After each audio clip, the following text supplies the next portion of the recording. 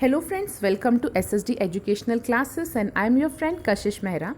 Today's our topic is Sales of Good Act 1930 and Consumer Protection Act 1986 पे based कुछ MCQ questions.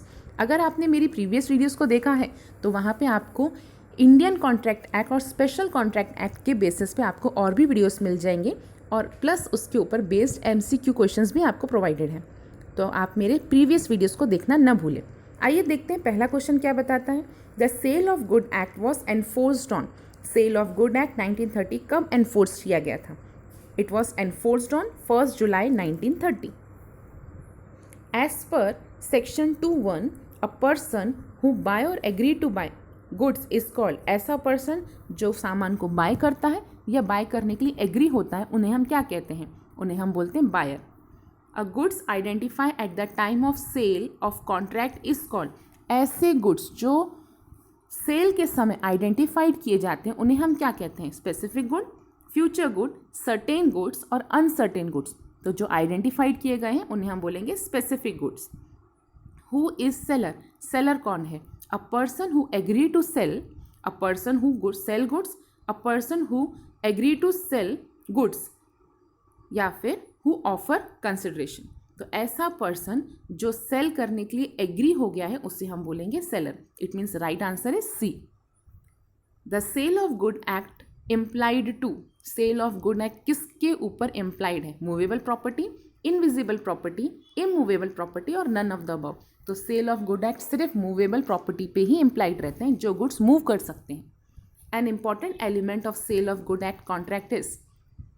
Cell of good act, sale of goods contract act में एक important element कौन सा होता है? Good, exchange, sample या insurance. तो राइट आंसर है, क्योंकि ये गुड्स एक्ट है तो गुड्स का होना कंपलसरी है।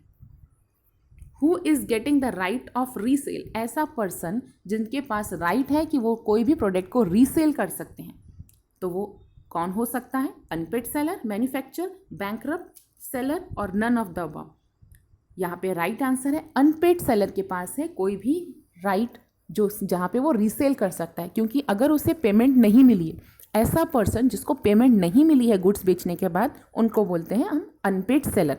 तो अनपेड सेलर के पास राइट होता है कि वो गुड्स को रीसेल कर सकते हैं। Unpaid seller means, unpaid seller कौन है?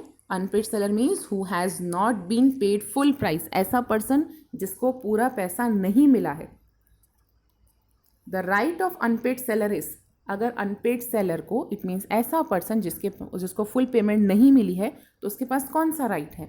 मॉर्गेज करने का, गारंटी देने का, बेलमेंट करने का या लेन।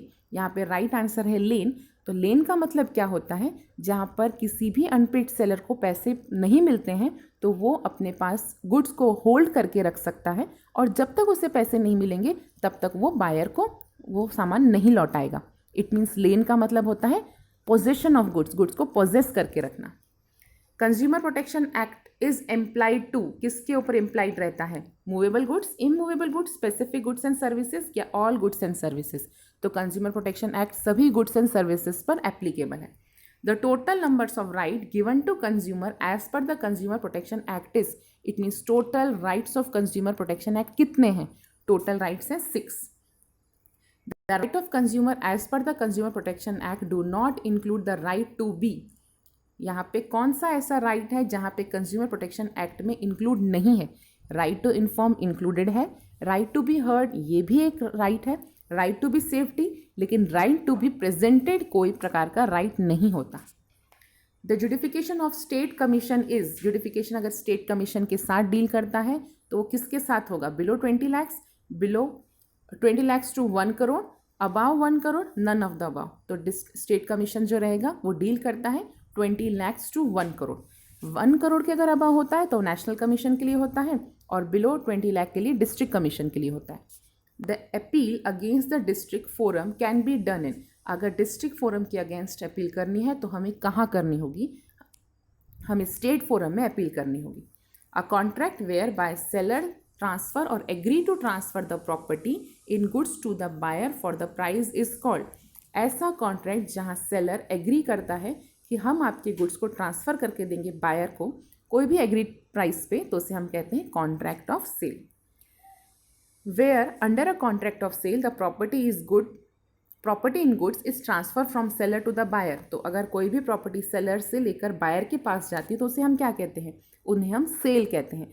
एग्रीमेंट टू सेल क्या होता है, एग्रीमेंट टू सेल में हम फ्यूचर के लिए चलते हैं। इट मीन्स एक पार्टी अभी परफॉर्म करती है और एक पार्टी फ्यूचर में, और जो तुरंत ऑन द स्पॉट सेल होती है उससे हम बोलते हैं सेल। जो फ्यूचर के लिए जाए उन्हें हम बोलते हैं agreement to sell. Section 4 of the sale of contract act deal with, section 4 के अकॉर्डिंगली सेल और एग्रीमेंट टू सेल दोनों के साथ डील करता है। Dash and dash are the two parties involve in the contract of sale. तो contract of sale में कौन सी दो पार्टी इन्वॉल्व हैं, सेलर एंड बायर। तो ये थे कुछ क्वेश्चंस जो कि हमारे बेस थे थर्ड सीरीज़ के ऊपर। होप फ्रेंड्स आपको हमारा वीडियो पसंद आया होगा और हमारी अगली सीरीज़ को देखना न भूलें। Thank you.